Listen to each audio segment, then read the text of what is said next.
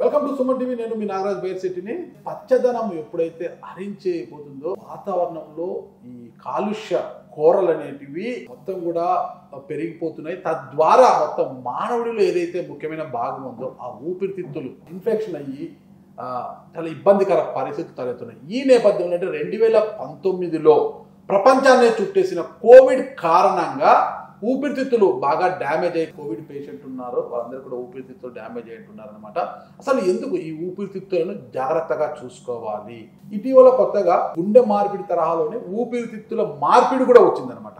సరే, ఊపిరితిత్తుల మార్పిడి వల్ల వ్యక్తి యొక్క జీవితం ఎన్ని సంవత్సరాలు పొడిగించుకోవచ్చు, ఎలాంటి జాగ్రత్తలు తీసుకోవాలి, ఏంటి అని తెలుసుకోవాలంటే ఈరోజు మనతో క్లినికల్స్ ఆసుపత్రి ఊపిరితిత్తుల మార్పిడి నిపుణులు డాక్టర్ తపసి కృష్ణ గారు మనతో ఉన్నారు. నమస్తే మేడం. బాగున్నారు మేడం? బాగున్నానండి. మీ యొక్క కుటుంబ నేపథ్యం గురించి తెలుసుకోవాలి మేడం. మాకు మీ స్వగ్రామం ఎక్కడ? గుంటూరు జిల్లా మాచర్ల దగ్గర. మాచర్ల. మాచర్ల ఇటీవల వార్తల్లోకి ఎక్కింది బాగా మాచర్ల.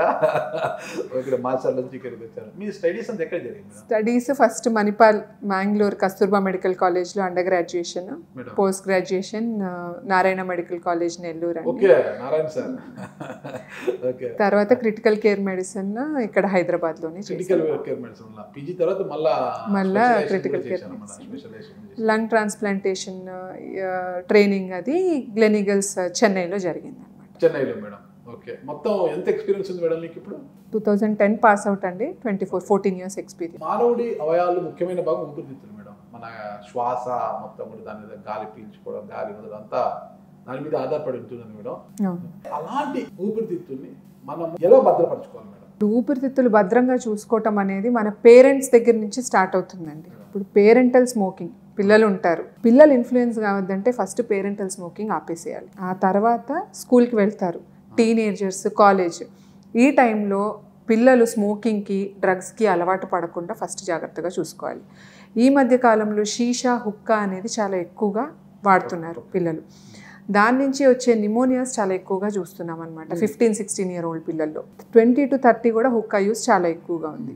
అదే కాకుండా ఇప్పుడు ఈ సిగరెట్స్ అనేది కూడా బ్యాన్ అవుతున్నాయి కొన్ని దేశాల్లో. సో ఈ సిగరెట్స్ కూడా వాడకూడదు. ఇదే కాకుండా పొల్యూషన్లో 2 వీలర్ ఇవన్నీ నడుపుతున్నప్పుడు హెల్మెట్ పెట్టుకుని మాస్క్ కట్టుకుంటే పొల్యూషన్కి మనం ఎక్స్పోజ్ కాము. అసలు మానవుడిలో ఊపిరితిత్తుల యొక్క ప్రాధాన్యత వివరించండి. ఊపిరితిత్తులు అనేవి మనకి బాడీకి ఆక్సిజన్ సప్లై. ఫుడ్ తిన్నా సరే, మన స్టమక్ ఫుడ్ని అబ్జార్బ్ చేసినా సరే దాన్ని ఎనర్జీగా కన్వర్ట్ చేసేది ఏంటి? ఆక్సిజన్. సో ఆక్సిజన్ అనేది చాలా ఇంపార్టెంట్. బ్రెయిన్కి కూడా మనం ప్రైమరీగా ఆక్సిజన్ సప్లై కట్ ఆఫ్ కాకూడదు. బ్లడ్ సప్లై అనేది మనకి 3 minutes కంటే ఎక్కువ కట్ ఆఫ్ అయిపోతే బ్రెయిన్ పనిచేయటం చాలా వరకు ఆఫ్ అయిపోతుంది. సో ఎందుకు అవుతుంది అట్లా? మన లంగ్స్ నుంచి వెళ్ళే ఆక్సిజన్తోనే బ్లడ్ బ్రెయిన్కి ఆక్సిజన్ సప్లై చేస్తుంది అనమాట. సో ఏ బాడీలో ఏ ఆర్గన్, ఏ పార్ట్ పనిచేయాలన్నా సరే ఫస్ట్ లంగ్స్ నుంచి ఆక్సిజన్ సప్లై బ్లడ్ ద్వారా వెళ్లాల్సి వస్తుంది. దాంతో సహా లంగ్స్ చాలా తక్కువ ఎనర్జీ యూజ్ చేసుకుంటూ చాలా ఎక్కువ పనిచేస్తాయి అన్నమాట. సో హై ఎనర్జీ అవుట్పుట్ అనేది లంగ్స్లోనే ఉంటుంది. ఈ సంకోచ వ్యాకోచాల్లో ఎప్పుడు తేడా ఉంటుంది మేడం? ఇన్స్పిరేషన్, ఎక్స్పిరేషన్ అనేది మనకి ఆస్తమాల్లో, సిఓపిడిలో, లేదంటే ఊపిరితిత్తుల చుట్టూతా గాలి చేరినా సరే ఈ ఇన్స్పిరేషన్, ఎక్స్పిరేషన్ అనేది ప్రాబ్లమ్స్ అవుతూ ఉంటాయి అన్నమాట. మామూలుగా ఆయాసము, పిల్లి కూతలు రావటము, లేదంటే మనకి దగ్గు చాలా ఎక్కువగా రావటం, దగ్గినప్పుడు రక్తం పట్టము, ఇవన్నీ కూడా ఈ మామూలుగా వచ్చే ఆస్తమా, సిఓపిడి, నిమోథొరాక్స్. ఇప్పుడు కొత్తగా చాలా ఎక్కువగా మేము పల్మనాలజిస్ట్ చూస్తుంది ఇంటర్స్టిషియల్ లంగ్ డిసీజ్ అనేది. ఇంటర్స్టిషియల్ లంగ్ డిసీజ్ అంటే ఊపిరితిత్తులు మామూలు మనుషుల్లో స్పాంజ్ లాగా ఉంటాయి అన్నమాట. స్పాంజ్ లాగా ఉన్న ఊపిరితిత్తులు పీచులాగా గట్టి పడిపోయినట్టయితే అది ఇంటర్స్టిషియల్ లంగ్ డిసీజ్ అని చెప్తాము. ఈ టైంలో చాలా రీజన్స్కి గట్టిపడచ్చండి. ఇప్పుడు connective tissue disease, rheumatoid arthritis అనేది చూస్తూ ఉంటాం. బాడీ ఇమ్యూనిటీ జాయింట్స్ని ఎఫెక్ట్ చేసినట్టే లంగ్స్ని కూడా ఎఫెక్ట్ చేయొచ్చు. చాలా పెద్ద ప్రొఫైల్ ఉంటుంది అనమాట. ఊపిరితిత్తులు గట్టిపడినప్పుడు ఫస్ట్ అది టెస్ట్ చేస్తాం, బాడీ ఇమ్యూనిటీ వల్ల ఏమన్నా గట్టిపడుతున్నాయని. ఇదే కాకుండా ఆక్యుపేషనల్ లంగ్ డిసీజెస్ అంటాము. కోల్ వర్కర్స్, సిలికా వర్కర్స్ అంటే స్టోన్ క్రషర్స్, లేదంటే ఇప్పుడు పౌల్ట్రీ ఫార్మ్స్లో వర్క్ చేసేవాళ్ళు, ఇవన్నీ ఆక్యుపేషనల్ లంగ్ డిసీజెస్ కింద వస్తాయి. దానివల్ల కూడా గట్టిపడుతూ ఉండొచ్చు. సో చాలా రకరకాల కాజెస్ ఉంటాయి. మనం పేషెంట్ వచ్చినప్పుడు ఇట్లా ఊపిరితిత్తులు గట్టి పడితే హిస్టరీ తీసుకున్నట్టయితే మనకి ఏంటి కాజ్ అనేది తెలుస్తుంది అనమాట. ఊపిరితిత్తుల్లో సమస్య ఉంది అని మీరు ఎలా తెలుసుకుంటారు? ఏ పరీక్షల ద్వారా తెలుసుకుంటారు మేడం? జనరల్గా పేషెంట్కి వచ్చే సిమ్టమ్స్తోనే మేము నెక్స్ట్ ఏం పరీక్షలు చేయాలనేది తెలుసుకుంటామండి. ఫస్ట్ ఆయాసము, దగ్గు, డ్రై కాఫ్, ఆక్సిజన్ తగ్గిపోవటము, లేదంటే కళ్ళు తిరగటము, దగ్గినప్పుడు తెమడలో రక్తం పడటము, ఈ సిమ్టమ్స్ ఉన్నట్టయితే ప్రిలిమినరీగా ఎక్స్రే అనేది ఒక బేసిక్ ఇన్వెస్టిగేషన్ చేస్తాం. సో ఎక్స్రే ఇన్వెస్టిగేషన్ చేసిన తర్వాత ఫర్దర్ ఏమి టెస్ట్ చేయాలనేది మనకి తెలిసినప్పుడు మనము నెక్స్ట్ టెస్ట్ చేస్తాం. మన ఊపిరితిత్తులు ఆరోగ్యంగా ఉండాలంటే ఒక మనిషి ఎలాంటి వాతావరణంలో జీవనం సాగించాలి మేడం? ఎప్పటికీ మనకి ఐడియల్ వాతావరణం అనేది దొరకదు కదా సార్. ఐడియల్ వాతావరణం అనేది ఉండదు. ఇప్పుడు ట్రాఫిక్ పోలీసులు వాళ్ళ వృత్తి వాళ్ళు చేసుకోవాలి, కోల్ వర్కర్స్ వాళ్ళ వృత్తి చేయాలి, అట్లానే పల్మనాలజిస్ట్ కూడా చాలామంది పేషెంట్స్ని చూడాలి. వాళ్ళకి నిమోనియా ఉన్నా, సిఓపిడి ఉన్నా, వేరే జబ్బులు ఉన్నా సరే ఎఫెక్ట్ అవుతూనే ఉంటారు. సో వీరందరూ ఏంటంటే డాక్టర్స్ కానీ ఎవ్రీబడి ససెప్టబుల్ ఉంటారనమాట ఇన్ఫెక్షన్స్కి. సో కంపల్సరీ మాస్క్, ఎప్పుడైతే ఇన్ఫెక్షన్స్కి గురవుతారో అప్పుడు వ్యాక్సినేషన్స్ వేసుకోవటము, లేదంటే 6 feet డిస్టెన్స్ మెయింటైన్ చేయటము, ఇవన్నీ ఇన్ఫెక్షన్ ఎక్కువగా ఉన్న పరిస్థితుల్లో ఇవన్నీ ఫాలో అయినట్టయితే చాలా వరకు ఇన్ఫెక్షన్ రావడం తగ్గుతూ ఉంటుంది. అంటే మీరు వ్యాక్సిన్ గురించి చెప్పారు కదా, ఇప్పుడు ఇన్ఫ్లుయెంజా వ్యాక్సిన్ అనేది ఉంటుంది ఊపిరితిత్తుల, ఆ వ్యాక్సిన్ ఎప్పుడు వేసుకోవాలి, ఏ పరిస్థితుల్లో వేసుకోవాలి మేడం? ఇప్పుడు ప్రతి దేశానికి కొన్ని గైడ్ లైన్స్ ఉంటాయండి. Indian medical association guide lines ప్రకారము 50 years కంటే ఎక్కువ ఉన్నవారు కానీ, లేదంటే వీరిలో ఎవరికన్నా డయాబెటీస్, హైపర్ టెన్షన్ ఇటువంటివి ఉన్నట్టయితే కంపల్సరీ వ్యాక్సిన్ వేసుకోవాల్సి వస్తుంది. సో కొన్ని గైడ్ లైన్స్ ప్రకారము మేము 10 years కంటే తక్కువ ఉన్న పిల్లల్లో, లేదా 50 ఏళ్ల కంటే ఎక్కువ ఉన్న వాళ్ళల్లో, లేదా 50 కంటే తక్కువ ఉన్న వాళ్ళల్లో కూడా షుగరు, బీపీ, ఆస్తమా ఇటువంటి జబ్బులు ఉన్న వాళ్ళకి ఇయర్లీ వన్స్ ఇన్ఫ్లుయెన్జా వ్యాక్సిన్ అనేది ఇస్తాం. మరి ఈ వ్యాక్సిన్ మీద పెద్దగా అవగాహన లేదు మేడం ఇప్పటి వరకు. ఇన్ఫ్లుయెంజా వ్యాక్సిన్ మీద ఎవరు పెద్దగా తీసుకోవట్లేదు. ఈ వ్యాక్సిన్ ఎలాంటి అవగాహన కనిపించాలి దానికి? అసలుకి వ్యాక్సిన్ అవేర్నెస్ అనేది చాలా వరకు మెడికల్ ప్రొఫెషనల్స్ మేము చేస్తూ ఉన్నాము.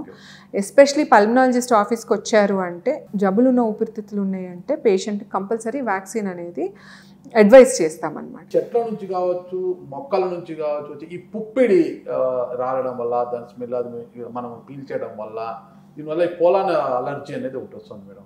అసలు ఇది ఎలా మేడం? అసలు దీని నుంచి మనం బయటపడాలంటే ఎలా? ఇది ఊపిరితిత్తులను ఎలా డ్యామేజ్ చేస్తుంది? అసలు పోలన్ ఎలర్జీ అనేది మనము ఆస్ట్రేలియాలో, యుఎస్లో చాలా ఎక్కువగా చూసామండి ఇప్పుడు వరకు. పోలన్ ఎలర్జీ, దీన్ని హే ఫీవర్ అంటారనమాట. సో స్ప్రింగ్ టైంలో, లేదంటే ఆటమ్, ఎస్పెషలీ స్ప్రింగ్ టైంలో, అంటే పూలుతో ఎక్కువగా పూసి లైక్ బాగా వాతావరణం అంతా ఎర్రగా కనిపించే టైంలో ఏంటంటే పోలన్ ఎలర్జీ కనిపిస్తుంది. దీనికి 2 రకాల సిమ్టమ్స్ ఉంటాయి. కళ్ళల్లో స్ప్రింగ్ కట్టార్ అంటామన్నమాట, కళ్ళు దురదలు రావటము, కళ్ళలోంచి నీళ్లు గారిపోవటము, ఇట్లా అంతా జరగటము, లేదంటే ముక్కుల్లో నీళ్ళు కారటము, తుమ్ములు ఎక్కువ రావటము, కొంతమందికి ఆస్తమా అటాక్ అవుతూ ఉంటుంది ఈ పోలన్ ఎలర్జీ వచ్చినప్పుడు. సో ఆస్థమెటిక్స్ అనే వాళ్ళు ఇక్కడి నుంచి యుఎస్ వెళ్ళినప్పుడు చాలా వరకు హే ఫీవర్కి గురవుతారు. సివియర్ ఆస్తమా అటాక్స్ వచ్చి ఆక్సిజన్ పడిపోయి, లేదంటే అక్యూట్ సివియర్ ఆస్తమా వల్ల వెంటిలేటర్ మీదకి వెళ్ళటం, ఇవన్నీ అవుతాయి. ఇట్లాంటివి జరగకూడదు అంటే ఆల్రెడీ ఆస్తమా ఉన్నవాళ్ళు, ఎలర్జీ ఉన్నవాళ్ళు కంటిన్యూస్గా మెయింటెనెన్స్ మెడికేషన్, అంటే ఊపిరితిత్తులు రీమోడల్ చేసే మెడికేషన్స్ ఏవైతే మేము పల్మనాలజిస్ట్ ఇస్తామో అవి తూచా తప్పకుండా తీసుకోవాల్సి వస్తుంది అనమాట. ఊపిరితిత్తుల మార్పిడికి ఎవరు అర్హులు? ఎలాంటి పరిస్థితుల్లో ఊపిరితిత్తులను మార్పిడి చేస్తారు మేడం? ఊపిరితిత్తుల మార్పిడి అనేది ఇందాక మనం డిస్కస్ చేసుకున్నట్టు ఇంటర్స్టిషియల్ లంగ్ డిసీజ్ అని ఒక ప్రాబ్లం ఉంటుందని చెప్పాను కదా. ఊపిరితిత్తులు గట్టిపడిపోవటం, ఈ ఊపిరితిత్తులు గట్టిపడటం మనం చాలా ఎక్కువగా పోస్ట్ కోవిడ్ ఎరాలో చూస్తున్నాం అనమాట. ఈ గట్టిపడిపోయిన ఊపిరితిత్తుల వల్ల ఆక్సిజన్ పీల్చుకోలేక ఆక్సిజన్ సప్లిమెంటేషన్ తీసుకుంటూ, లేదంటే ఓవర్ నైట్ బైపాప్ మెషిన్ పెట్టుకోవాల్సి వచ్చిన వాళ్ళకి ఊపిరితిత్తుల మార్పిడి అనేది చేస్తామన్నమాట. వీళ్ళకి స్ట్రైట్ అవే ఆక్సిజన్ మీద ఉన్నారు అంటే మనం ఊపిరితిత్తుల మార్పిడి చెయ్యం. ఒక వర్కప్ ప్రోటోకాల్ అనేది ఉంటుంది ఊపిరితిత్తుల మార్పిడికి. వేరే అవయవాలన్నీ బాగున్నట్టయితే ఊపిరితిత్తులు ఒక్కటే ప్రాబ్లం ఉండి అవి మార్చితే వాళ్ళు నార్మల్ లైఫ్కి వస్తారు అనే నమ్మకం మాకు ఉంటేనే వర్కప్ తర్వాత అప్పుడు ఊపిరితిత్తులు మార్పిడి చేస్తాం. సో మెయిన్ ఊపిరితిత్తుల మార్పిడికి ఇంటర్స్టిషియల్ లంగ్ డిసీజు, ఇందాక అనుకున్నట్టు సిఓపిడి అనే జబ్బు, అంటే క్రానిక్ ఆబ్స్ట్రక్టివ్ పల్మనరీ డిసీజ్. ఇది బాగా ఎక్కువగా స్మోకింగ్ చేసిన వారిలో, లేదంటే పొల్యూషన్కి ఎక్స్పోజ్ అయిన వారిలో కామన్గా చూస్తూ ఉంటాం సిఓపిడి అనే జబ్బు. ఇదే కాకుండా పుల్మనరీ హైపర్ టెన్షన్, అంటే ఊపిరితిత్తుల్లో బ్లడ్ ప్రెషర్ చాలా ఎక్కువగా ఉంటే వాళ్ళకి ఆయాసం ఎక్కువ అవటము, ఆక్సిజన్ తగ్గిపోవటము జరుగుతుంది. వీరిలో కూడా చేస్తాం. ఈ ముగ్గురు ఊపిరితిత్తుల మార్పిడికి అర్హులు. వీళ్ళే కాకుండా చిన్న పిల్లల్లో సిస్టిక్ ఫైబ్రోసిస్ అనే వ్యాధి, మీరు ఆల్రెడీ మీడియా వల్ల హాయ్ నాన్న సినిమా వల్ల అందరికీ సిస్టిక్ ఫైబ్రోసిస్ అనే వ్యాధి గురించి చాలా వరకు అవగాహన వచ్చింది. సో సిస్టిక్ ఫైబ్రోసిస్ ఉండే వ్యాధి పిల్లలకు కూడా ఊపిరితిత్తుల మార్పిడి చేస్తాం. ఇంకొకరి ఊపిరితిత్తులు మనకు అమరిస్తే ఆ మనిషి ఎంతకాలం జీవించే పరిస్థితి ఉంటుంది, ఆయన లైఫ్ స్పాన్ ఎంత, అది కరెక్టా? ఊపిరితిత్తుల మార్పిడి అనేది చేసినప్పుడు అయినంత వరకు మ్యాచింగ్ చూసుకుంటామండి మేము, సర్జన్స్ కానీ పల్మనాలజిస్ట్ కానీ ఎంతవరకు ఒక్కొక్కరికి ఫిట్ అవుతుంది సైజ్ కానీ, లేకపోతే బ్లడ్ గ్రూపింగ్ కూడా మ్యాచ్ చేసే ఇస్తామన్నమాట. ఇవే కాకుండా కొన్ని బ్లడ్ టెస్ట్, డోనర్లో కూడా బ్లడ్ టెస్ట్, రెసిపియంట్లో కూడా బ్లడ్ టెస్ట్ చేస్తాం. ఏంటంటే ఎంతవరకు అవకతవకలు ఉన్నాయి, మ్యాచింగ్లో ఎంతవరకు అవకతవకలు ఉన్నాయి, ఇమ్యూనో సప్రెషన్ అనేది ఎంతవరకు ఇవ్వాల్సి వస్తుంది ఈ పేషెంట్కి అనేది ఒక టెస్టుల ద్వారా తెలుసుకుని ఇమ్యూనో సప్రెషన్ ఇస్తామన్నమాట. సో అయినంత వరకు కొత్త ఊపిరితిత్తులు ఏవైతే పెట్టామో పేషెంట్కి అది బాడీలో ఫిట్ అయ్యేటట్టు, కొత్త ఇన్ఫెక్షన్స్ రాకుండా యాంటీబయాటిక్స్ కొంతవరకు కేర్ 1 year వరకు తీసుకుంటూ ఉండాలి. టైం టు టైం బయాప్సీస్ అనేవి చేస్తాం, బ్లడ్ టెస్ట్ చేస్తూ ఉంటాము. సో ఇమ్యూనో సప్రెషన్ అనేది పైకి కిందకి చేస్తూ ఉండాలన్నమాట కొత్త ఆర్గన్ పెట్టిన తర్వాత. ఇప్పటి వరకు latest surviving lung transplant recipient 32 years అండి.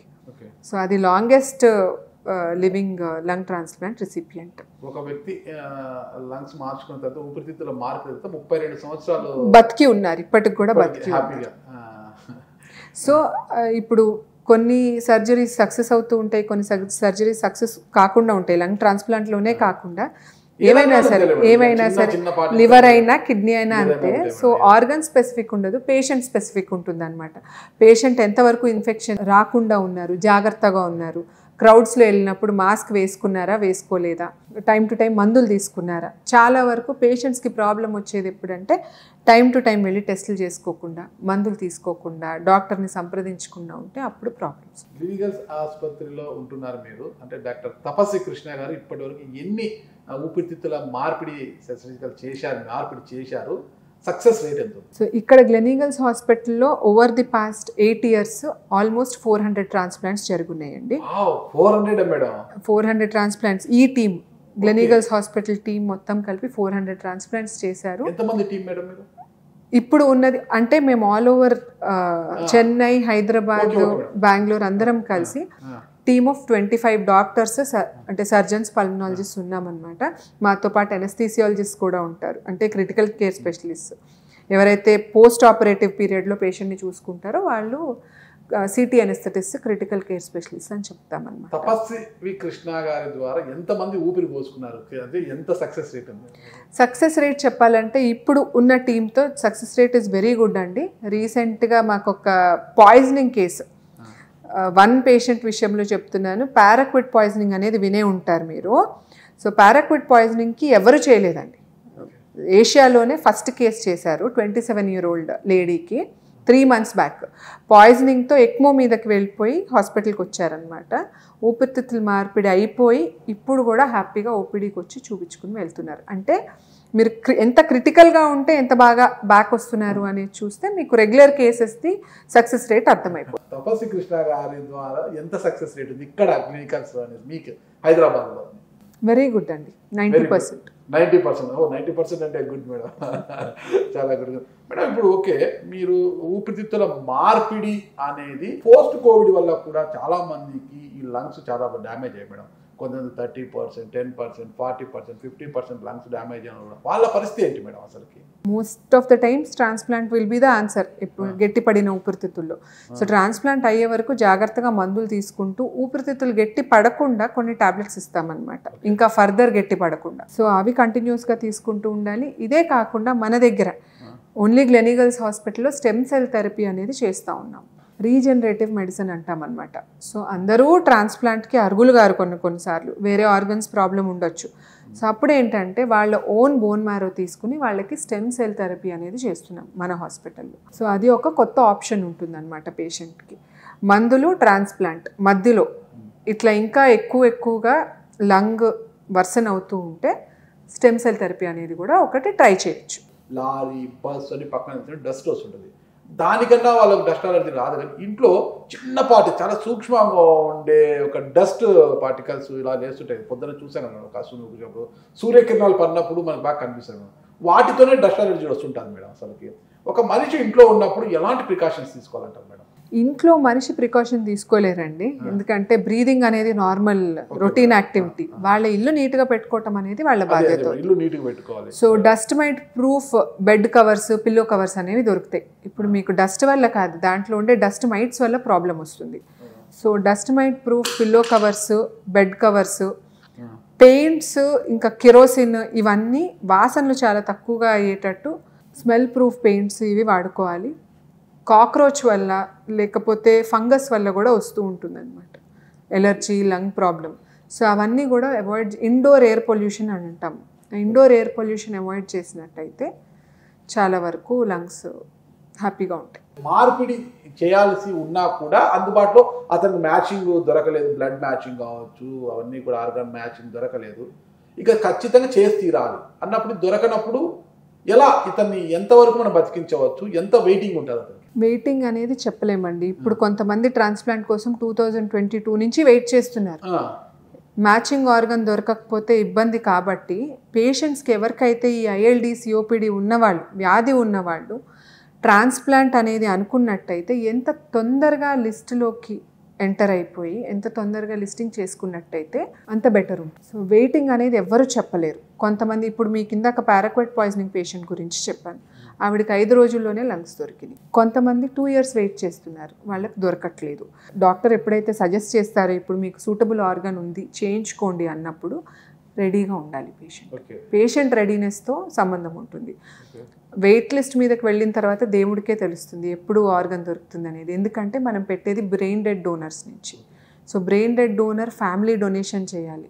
సో ఎప్పుడు దొరుకుతుందండి ఆర్గన్ అని చెప్పినట్టయితే ఆన్సర్ ఇంకొకళ్ళు చనిపోవాలి మీకు ఆర్గన్స్ ఇవ్వటానికి, చనిపోవాల్సి వస్తుంది. సో అందుకని మనం ఎంత తొందరగా చేయించుకుంటే అంత మంచిది. అర్లీగా ఆక్సిజన్ లెవెల్స్ 2 liters 3 liters మీద మెయింటైన్ అవుతున్నప్పుడు చేయించుకుంటే రిజల్ట్స్ కూడా చాలా వరకు బాగుంటాయి. అదే కాదు మాకు వర్సన్ అవ్వనియండి తర్వాత చేయించుకుంటాము అని వెంటిలేటర్ మీదకి వెళ్ళే వరకు ఆగినట్టయితే రిజల్ట్ కూడా అంతవరకు బాగుండదు. ఇప్పుడు మీకు ఇందాక 90% రిజల్ట్ అని ఎందుకు చెప్పాల్సి వచ్చింది? 10% అనేది టీం, అదే చేసే సర్జన్ వాళ్ళే, చూసుకునే పల్మనాలజిస్ట్ మేమే. కానీ ఆ 10% తేడా ఎందుకు వస్తుంది? పేషెంట్ వర్స్ అయిపోయి 15 liters ఆక్సిజన్ మీదకి వెళ్ళిపోయి లేదంటే వెంటిలేటర్ ఎక్కిన తర్వాత ఆర్గన్ దొరికిందంటే రిజల్ట్ కూడా అంత బ్యాడ్ ఉంటుంది. జబ్బు ముదిరిపోయిన తర్వాత ట్రీట్మెంట్ ఇవ్వటం వేరు, అర్లీగా ట్రీట్మెంట్ ఇవ్వటం వేరు. ఈ ఊపిరితిత్తుల మార్పిడి అన్నది ఒక సామాన్యుడు చేసుకుండే వెసులుబాటు ఉందా? సామాన్యులు వస్తూ ఉంటారండి మాకు. పాపం వాళ్ళకి ఫైనాన్షియల్స్ ఉండవు, ఎఫర్ట్ చేయని వాళ్ళకి ఏంటంటే ఇప్పుడు క్రౌడ్ ఫండింగ్ అనేది చాలా వరకు హెల్ప్ చేస్తుంది. సో ఇప్పుడు వినుంటారు మీరు ఇంపాక్ట్ గురు అని, కొంతమంది వాళ్ళు రేస్ చేస్తారు. ఇప్పుడు ఒక 38-39 year old వాళ్ళు ఉన్నారు, 3 ఆడపిల్లలు. సో చేసాం వాళ్ళకి. సో ద ఎఫర్డబిలిటీ లేదు, చిన్న జాబ్ చేసుకుంటూ ఉన్నారు రైల్వేస్లో, ఇట్లా జాబ్ చేస్తున్న వాళ్ళకి కొంచెం వరకు గవర్నమెంట్ ఇస్తుంది, మిగతా అదంతా క్రౌడ్ ఫండింగ్లో చేయగలుగుతాం అనమాట. ఒక్కసారి ఊపిరితిత్తులు మార్పిడి చేసిన తర్వాత ఆ పేషెంట్ ఎన్ని రోజులు హాస్పిటల్లో ఉండాల్సి ఉంటుంది? మినిమం 2 నుంచి 3 వారాల వరకు హాస్పిటల్లో ఉంచుతామండి. ట్రాన్స్ప్లాంట్ అయిన తర్వాత 3 వారాలకి యూజువల్గా డిశ్చార్జ్. ఆ తర్వాత ఎలాంటి మెడిసిన్ తీసుకోవాలి, ఎలాంటి ఫుడ్ తీసుకోవాలి, వాళ్ళ లైఫ్ స్టైల్ ఎలా ఉండాలి? ఇప్పుడు ఎలాంటి మెడిసిన్ అంటే బ్లడ్ టెస్ట్ ప్రకారం ప్రతి పేషెంట్కి డిఫరెంట్గా, లైక్ వాళ్ళు ఎంతవరకు ఆర్గన్ని రిజెక్ట్ చేస్తున్నారు, కొత్త ఆర్గన్ ఎంతవరకు రిజెక్ట్ చేస్తున్నారు, దాన్ని బట్టి మేము పేషెంట్ టు పేషెంట్ టైలర్ చేసి డిశ్చార్జ్ చేస్తామన్నమాట, మందులు ఇచ్చి. ఫుడ్ అనేది హై ప్రోటీన్ హెల్దీ ఫుడ్ తీసుకోవాలి, time to time exercise, physiotherapy చేస్తూ ఉండాలి. అట్లీస్ట్ 1 year వరకు జాగ్రత్తగా ఫాలో అవుతూ ఉండాలి. ఆ తర్వాత నార్మల్ లైఫ్కి వెళ్ళిపోవచ్చు. కానీ వ్యాక్సినేషన్స్ టైం టు టైం తీసుకుంటూ మాస్క్ అనేది క్రౌడెడ్ ప్లేసెస్లో పెట్టుకోవటం అనేది చేస్తూ ఉండాలి. ఇప్పుడు ప్రతి ఒక్కరు ఉదయం శ్వాస మీద ధ్యాస అంటారు కూడా అని, ఒక ముక్కుతో గాలి పిలుచు మరో ముక్కు నుంచి గాలి వదలడం అనేది ఉంది కదా, దీనివల్ల మన ఊపిరితిత్తులు ఎలా పనిచేస్తాయంటారు మేడం? మీరు చెప్పేది ప్రాణాయామం అండి, అది ప్రతి పర్సన్కి వర్తిస్తుంది. కొత్తగా ఊపిరితిత్తులు జబ్బులు ఉన్న వాళ్ళు లేని వాళ్ళు కాదు. ఇదంతా ఆయుర్వేదంలోనే చెప్పేసి ఉన్నారు. కరోనా వల్ల ఈ ఊపిరితిత్తుల డ్యామేజ్ ఎంతవరకు జరిగి ఉంటుంది మేడం? చాలా వరకు జరిగిందండి. ఆల్మోస్ట్ ప్రతి పేషెంట్కి సిటీ స్కాన్ చూస్తే ఎక్కడో ఒక చోట డ్యామేజ్ కనిపిస్తుంది, కానీ చాలామంది చేయించుకోలేదు సిటీ స్కాన్ ఆ టైంలో. డ్యామేజ్ అయితే కనిపించింది, కానీ లక్కీగా 6 monthsలో రిజల్యూషన్ కూడా కనిపించింది. 100 మందికి కరోనాలో మనకి సిటీ స్కాన్ ప్రాబ్లం వచ్చింది అంటే 80% జనాలకి అది రిజాల్వ్ కూడా అయిపోయింది. 20% జనాలకి పర్మనెంట్ డ్యామేజ్ ఉండింది. అలర్జీ క్లినిక్ అని అంటుంటారు మేడం, అంటే ఏంటి మేడం అలర్జీ క్లినిక్ అంటే? అసలు ఎలర్జీ ట్రీట్ చేసే క్లినిక్ ఎలర్జీ క్లినిక్ అంతే దాన్ని అంటారు. అసలు ఊపిరితిత్తులను ఎలా కాపాడుకోవాలి, మనము ఎలా జాగ్రత్తగా చూసుకోవాలి మేడం? హెల్దీ ఫుడ్, మీరు చెప్పినట్టు ప్రాణాయామము, వ్యాక్సినేషన్స్ తీసుకోవటము, రెగ్యులర్ ఎక్సర్సైజ్, క్రౌడెడ్ ప్లేసెస్ పొల్యూషన్లో మాస్క్ వేసుకోవటము, సిగరెట్, చుట్టా, బీడీ, హుక్కా ఇవన్నిటి నుంచి దూరంగా ఉంటాం. మాస్క్లు ఎక్కువ వాడడం వల్ల ఊపిరి సరిగ్గా తీసుకోలేకపోతాం, తద్వారా కూడా లంగ్స్ దెబ్బతింటాయి. ఊపిరి మనం సరిగ్గా తీసుకోవాలి. అది 24 గంటలు మేము డాక్టర్స్ వేసుకోవాల్సి వచ్చింది, కానీ పేషెంట్స్ ఎవరు 24 గంటలు వేసుకోలేదు. సో ఆ గంట సేపు ఎప్పుడైతే అవసరం ఉందో ఆ టైంలో వేసుకున్నట్టయితే సరిపోతుంది. మాస్కులు ఎలాంటి సమయాల్లో వాడాలి, ఎలాంటి ప్రాంతాల్లో వాడాలి అంటారు? పొల్యూషన్ బాగా ఎక్కువ ఉన్నప్పుడు, 2-wheeler నడిపేటప్పుడు కంపల్సరీ వాడాలి. లేదంటే క్రౌడెడ్ ప్లేసెస్లోకి వెళ్ళినప్పుడు, ఎస్పెషలీ షుగర్, బీపీ ఉన్న పేషెంట్స్, పెద్దవారు, క్రౌడెడ్ ప్లేసెస్, ఇప్పుడు గుళ్ళకి వెళ్తారు, థియేటర్లకు వెళ్తారు, ఒక 1000 మంది 2000 మంది పెళ్ళికి వచ్చిన చోటకి వెళ్తారు, అప్పుడు వేసుకోవటం బెటర్. టీబీ పేషెంట్స్ ఉంటారు, టీబీ అంటే రిలేటెడ్ టు ఊపిరితిత్తులేదు మేడం అంతా కూడా, అంటే టీబీ ఎక్కువైపోయింది, తగ్గలేదు, క్షయవాది ఎక్కువైపోయింది, ఆ మూమెంట్లో అప్పుడు ఊపిరితిత్తుల మార్పిడి అనేది జరిగే అవకాశం ఉంటుందా మేడం? టీబీ బాగా ఎక్కువైనప్పుడు ఊపిరితిత్తుల మార్పిడి అనేది చేయలేమండి. టీబీ వ్యాధి తగ్గిన తర్వాతే ఊపిరితిత్తుల మార్పిడి చేయాల్సి వస్తుంది. ఊపిరితిత్తులకు టీబీకి సంబంధం ఎలా ఉంటుంది మేడం? రిలేటెడ్ టీబీ వల్ల ఊపిరితిత్తులు డ్యామేజ్ అవటం జరుగుతుంది, పర్మనెంట్ డ్యామేజ్, గట్టి పట్టము, ఫైబ్రోసిస్ అనేది జరుగుతుంది. అటువంటప్పుడు ఈ డిస్ట్రాయిడ్ లంగ్ అంటాం అనమాట. ఆ డిస్ట్రాయిడ్ లంగ్ వల్ల గాలి ఆడటం తగ్గిపోయి ఆక్సిజన్ లెవెల్స్ తగ్గిపోయినప్పుడు ఊపిరితిత్తుల మార్పిడి చేస్తాం. యాక్టివ్ టీబీ జబ్బు ఉన్నప్పుడు ఊపిరితిత్తుల మార్పిడి అనేది చేయలేం. అడగకూడదు ప్రశ్న ఇది, మా సిల్లి ఉంటుంది. ఊపిరితిత్తుల మార్పిడి అనేది ఎలా చేస్తారు మేడం? అసలుకి చెస్ట్ వరకే అండి, చెస్ట్ వరకే ఓపెన్ చేసేది, బాడీ అంతా ఓపెన్ చేసేది ఉండదు. ఇప్పుడు ఇంకా మినిమల్ యాక్సెస్ టెక్నిక్స్ అని కూడా వచ్చినాయి అనమాట. ఇదివరకు ఫుల్ చెస్ట్ ఓపెన్ చేసేది, ఇప్పుడు 2 సైడ్లు ఇన్సిషన్ వేసి, చాలా తక్కువ ఇన్సిషన్ వేసి కూడా ఊపిరితిత్తుల మార్పిడి చేస్తున్నాం. ముఖ్యంగా ఊపిరితిత్తులను జాగ్రత్తగా పెట్టుకొని ఉండాలంటే ప్రజలకు మీరు ఇచ్చే ఒక డాక్టర్గా మీరు ఇచ్చే సందేశం ఏంటి madam? Healthy lungs, healthy life. So ఇందాక చెప్పినట్టు చెడు హ్యాబిట్స్ నుంచి దూరంగా ఉంటూ హెల్దీగా ఎక్సర్సైజ్ చేస్తూ హెల్దీ ఫుడ్ తీసుకున్నట్టయితే ఊపిరితిత్తులు జాగ్రత్తగానే. స్మోక్ చేసేవాడి లంగ్స్ ఎక్కువగా పాడవుతాయా, పక్కన ఆ స్మోక్ చేసేవాడు వదిలే పొగను పీల్చడం వీడి లంగ్స్ ఎక్కువ పాడవుతాయి? ప్రైమరీ స్మోక్, సెకండరీ స్మోక్ రెండిట్లతో కూడా ప్రాబ్లం ఉంటుంది. ఆల్కహాలిక్ వల్ల లంగ్స్కి ఎలాంటి ఇబ్బంది? ఆల్కహాల్ వల్ల ఏ ఆర్గన్ అయినా డ్యామేజ్ అవుతూ ఉంటుంది. సో లంగ్స్ కూడా డ్యామేజ్ అవుతాయి. ఒక్కొక్కసారి ఆస్పిరేషన్స్ అనేవి ఎక్కువగా అవుతాయి అన్నమాట. ఈ ఆల్కహాల్ తాగే వరకు మత్తు వల్ల వాళ్ళు వామిటింగ్స్ అనేవి చేసుకున్నప్పుడు అది యాసిడ్ రిఫ్లక్స్ లంగ్స్లోకి వెళ్ళి కూడా ఆస్పిరేషన్ నిమోనియా అనేది జరుగుతుంది. సో ఆల్కహాలిక్స్లో నిమోనియా అనేది చాలా కామన్, ఇమ్యూనిటీ తగ్గిపోతుంది కాబట్టి. ఇంకొక రోజులో ఊపిరితిత్తుల మార్పిడి జరగాలి, కానీ హై బీపీ, హై షుగర్ ఉంది, ఎలాంటి ట్రీట్మెంట్ ఇస్తారు? ఇంకొక రోజులో ఊపిరితిత్తుల మార్పిడి జరిగే వాళ్ళు మా దగ్గర ఫాలోఅప్లో అట్లీస్ట్ నెల నుంచి ఉంటారు కాబట్టి ముందు రోజు హై బీపీ, హై షుగర్ ఉండే పరిస్థితి యూజువల్గా ఉండదు. సో 1 డేలో ఊపిరితిత్తుల మార్పిడి అనేది జరగదు. పేషెంట్ డాక్టర్తో పాటు టీంతో పాటు అట్లీస్ట్ 3 నెలల నుంచి ఉంటారు కాబట్టి యూజువల్గా అది కంట్రోల్లో పెట్టేస్తుంది. గ్రామీణ ప్రాంతాలతో పోలిస్తే పట్టణ ప్రాంతాల్లో ఊపిరితిత్తుల సమస్యలు వచ్చే వారి సంఖ్య క్రమేపీ పెరుగుతుంది మేడం, తేడా ఏంటి? ఎయిర్ క్వాలిటీ ఇండెక్స్ అండి. అంతే. గ్రామీణ ప్రాంతాల్లో ఇన్ని కార్లు, బస్సులు కనిపించవు, మనకి కనిపించేది పట్టణ ప్రాంతాల్లోనే. దానివల్లనే ఎయిర్ క్వాలిటీ ఇండెక్స్ ప్రాబ్లం అవుతుంది. ఈ గ్రామీణ ప్రాంతాలు ఇప్పటికీ ముసలి వాళ్ళు కావచ్చు, వయసులో ఉండవచ్చు, ఈ పొగాకు, ఆకు ఒక్క ఇవన్నీ ఎక్కువ నములుతుంటారు. వాటి వల్ల ఊపిరితిత్తులకు ప్రమాదం ఉంటుందా? డెఫినెట్గా ఉంటుందండి. పొగాకు నమలటమే కాదు, స్మోక్ కూడా చేస్తారు. సో దానివల్ల సిఓపిడి అంటాం అనమాట, క్రానిక్ ఆబ్స్ట్రక్టివ్ పల్మనరీ డిసీజ్ అనేది వస్తుంది. ఆకు ఒక్క, పాన్ బేడ, పాన్ మసాలాల వల్ల ప్రమాదం ఏంటి మేడం? దానివల్ల ఓరల్ క్యాన్సర్ అనేది చాలా ఎక్కువగా వస్తూ ఉంటుందండి. ఓకే, థ్యాంక్ యూ మేడం, చాలా చక్కటి విషయాలు చెప్పారు.